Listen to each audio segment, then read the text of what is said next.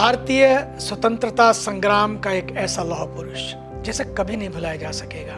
अगर वो भारत के प्रधानमंत्री बन गए होते ना, कुछ और ही शक्ल होती, कुछ और ही तस्वीर होती और कुछ और ही तकदीर होती इस भारत की। ऐसे सरदार वल्लभ भाई पटेल की साधना को नमन। सरदार पटेल भारत के सरदार, एक असरदार और शिल्पकार थे। उन्होंने रियासतों का ही एकीकरण नहीं किया, बल्कि भारतीयों के दिलों का भी एकीकरण किया। अखंड भारत के निर्माता, देश को कश्मीर से कन्याकुमारी तक एक माला में पिरोने वाले लौह पुरुष भारत रत्न सरदार वल्लभ भाई पटेल के जन्म दिवस एवं राष्ट्रीय एकता दिवस की सभी को शुभकामनाएं और उनकी साधना, उनके समर्पण को वंदन। आज का दिन उनकी बहुमूल्य विरासत एवं आदर्श सियासत के प्रहरी का सच मानिए तो उत्सव मनाने का दिन है। इसी से तो प्रेरणा मिलती है कि कैसे पूरा समाज बन सके।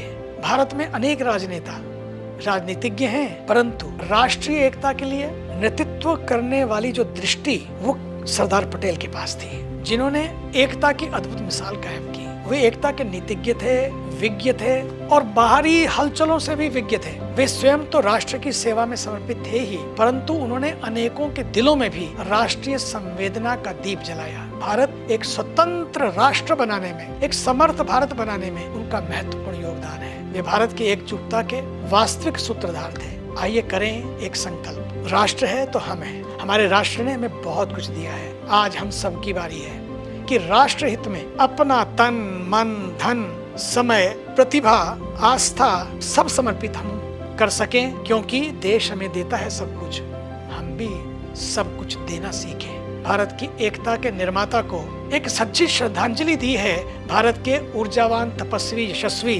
प्रधानमंत्री जी ने सरदार सरोवर पर उनकी विशाल प्रतिमा को स्थापित करके। ये केवल प्रतिमा ही विशाल नहीं है, बल्कि उनका चरित्र सदियों तक इस देश को प्रेरणा देता रहेगा। उनकी साधना को पुनः वंदन।